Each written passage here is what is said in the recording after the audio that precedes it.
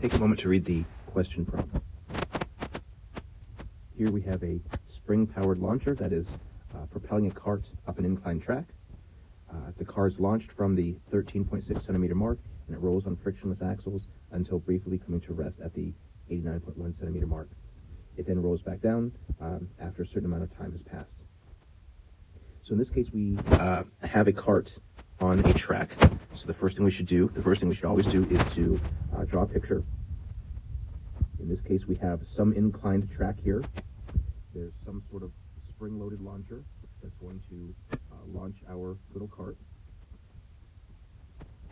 Our little cart is launched from the 13.6 centimeter mark, measured along the track. What that implies to us is that we're going to give ourselves inclined axes here, and we can just call this the x-axis, directed along the track. If we're starting from the 13.6 centimeter mark, then that implies there'd be an origin, there'd be a 0 point someplace near the end of the track. This car is going to be launched, so if it's launched by a spring plunger system, we're going to have some initial velocity. We know that the cart is going to travel up the track, and we can imagine it's going to slow down and slow down until it stops at the 89.1 centimeter mark. If it's stopping here, it briefly comes to rest. We know that its velocity there must be 0. Also think about why the cart is slowing down during the segment. It's pushed uphill by on a track, and it's slowing down because gravity is pulling it back downwards. So we're going to have an acceleration acting against the direction of motion, so that we have this deceleration, this slowing down, and this acceleration will be a portion of gravity. When we're moving on an inclined plane, a portion of gravity is acting along that incline and is causing that deceleration.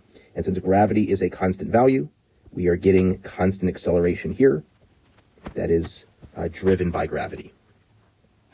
In fact, we know that the acceleration parallel to an inclined plane is g sine theta, where g is the acceleration due to gravity and theta is the angle of incline of our track. And so we see here that we have a constant acceleration problem. This deceleration is due to gravity, and gravity is constant. And so if we know that this is constant acceleration, we can write out our constant acceleration variables. So we know that we have constant acceleration, so we're going to approach this via constant acceleration. We'll see what we know and what we're trying to find. We know that the car is launched, but we don't know the initial velocity.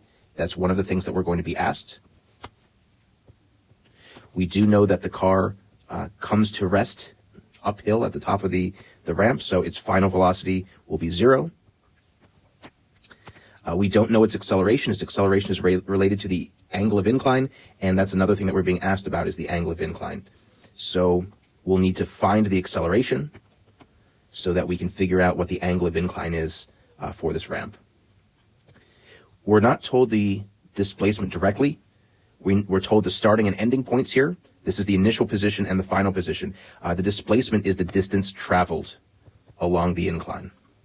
But recall that displacement, the displacement is the change in position along the incline, but displacement is the final value, the final position minus the initial position. So we can find that the displacement is actually 75.5 centimeters.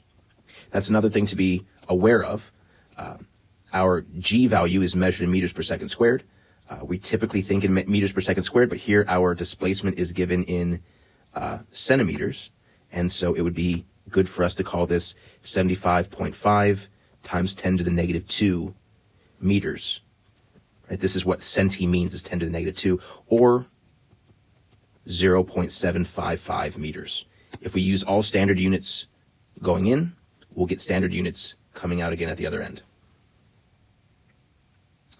Another way that value that we can find here is the time.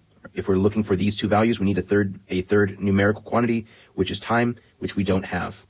we're told here is 6.46 seconds is the total time that it takes to go all the way up and then to roll back down. But what we're going to see is that we have a symmetry in that problem where we have the time that it takes to go up is going to be the same time that it takes to come back to the starting point.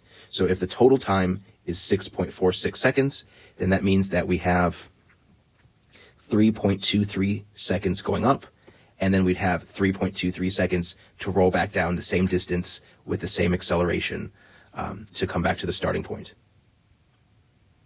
So we found we do have our three pieces of information, and we can find the acceleration first, and we know that the acceleration is related to the angle of incline of the track. So since we have constant acceleration, we're going to use a constant acceleration equation. Think here what equation we would use to find the acceleration. We can select the constant acceleration equation that doesn't have the initial velocity, this unknown quantity, and we can find the acceleration. In this case, because we used proper units going in, our standard base units, we know that we're going to get the proper units for acceleration, which is going to be meters per second squared. This is the acceleration along the incline. It's a pretty small amount. It's negative because we're slowing down, and our acceleration is fairly slow along an incline. We can figure out, using this value, what the slope of the incline is, because our acceleration would be g, 9.807 meters per second squared, times the sine of the angle of incline here. And we can use this to find theta, our angle of incline. And so we find here that theta is about 0.8 degrees. I usually round my angles to just the one decimal place when measuring degrees. I can also find the cart's initial speed. Now that I know my acceleration, I can find my initial velocity. Since there are rounding errors here, I want to avoid acceleration, so I'm going to use these other quantities to find my initial velocity while avoiding acceleration because of those rounding errors. So again, click pause, think of what equation you'd use to solve for initial velocity. So we can use this equation that doesn't have acceleration in it.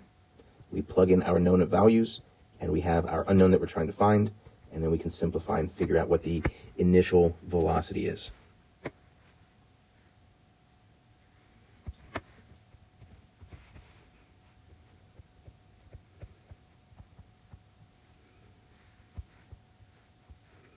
And finally, we can draw our graphs representing the position, velocity, and acceleration for this cart. We have this information here, but this is only part of the picture. What we need to do is look at what the position, velocity, and acceleration are at different points in time, basically looking at the starting point, this changeover, and then back again. So what we found thus far is that at t equals 0, at our initial point in time, our position is 13.6 centimeters. If we're graphing, we can use centimeters or meters, that would be fine. We know that our velocity is 0.47 meters per second. That's the speed with which the cart is launched. And then the acceleration is negative 1.4 meters per second. As long as the cart is on the incline, as long as it's not touching anything else, the only thing acting on it is gravity, and we're going to have a constant acceleration. We found at delta t, this is at the end of this interval. This is the end of the interval where we're traveling upwards on the track. This interval lasts 3.23 seconds, so at t equals 3.23 seconds, we're at our ending point, 89.1 centimeters. We're at rest when we briefly come to a halt, and our acceleration is the same because the whole time we're on the incline, the acceleration should be the same. But we know that we're going to roll back down, and so after a total of 6.46 seconds elapses, we know that we end up back where we started, back at our initial position. We can make the same argument based on the symmetry of this, that we're going to slow down from 0.47, slow down to 0. We're going to speed up from 0 back up to 4.7 as we roll back down, but that our velocity will be negative in that case. We're rolling downwards, we're rolling to the left along our track there, and so our velocity should be negative, and our acceleration should still be constant the whole way. So we'll need to make graphs for the position, velocity, and acceleration that accommodate these max and min values and also go from 0 to a little over 6 seconds. So I've drawn my graphs that go from 0 to just over 6.5. My acceleration is fixed at negative 1.4. So negative 1.4 is going to be below the axis here. Maybe this would be negative 1 and negative 2. And so negative 1.4 would be a constant value just above negative 1.5. So my acceleration is constant, so it's going to be a horizontal line. My next step is to look at my velocity. My velocity is going to be linear. If I have constant acceleration, that's horizontal, and then constant acceleration means I have a linear velocity in a parabolic position. My velocity starts at 0.47, so just under 0.5 at t equals 0. And I know at t equals 3.23, I'm going to be at, my velocity is 0 then, so I'll be crossing the axis. Here at 3.23, I'm hitting the t-axis because my velocity there is 0. And then at t equals just under 6.5, my velocity is negative 0.47 because I'm rolling back down, and I have sped up on the way back down the same amount that I slowed down on the way up. And so I should have a straight line for my velocity. Here we see that we're going uphill, our velocity is positive, we're moving uphill, but it's decreasing, so we're moving uphill, we're slowing down, but we're slowing down. We stop when we hit the, as far up as the incline as we're going to go, and now we are speeding up as we have a negative velocity, we're rolling back down the incline, and we're speeding up and speeding up as we roll down the incline until we reach the bottom again. And then finally we can look at our position graph. Our position starts at about 13 centimeters at the very beginning. Our acceleration is negative here, so we should be concave down. Our position is at 89 centimeters at 3¼ seconds or so. So we'll be right around, just under 90, right around here.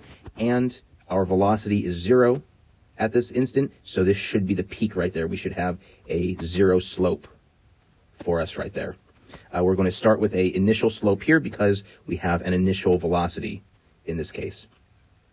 And then we know that our position is going to come back to about 13 centimeters at 6.5 seconds.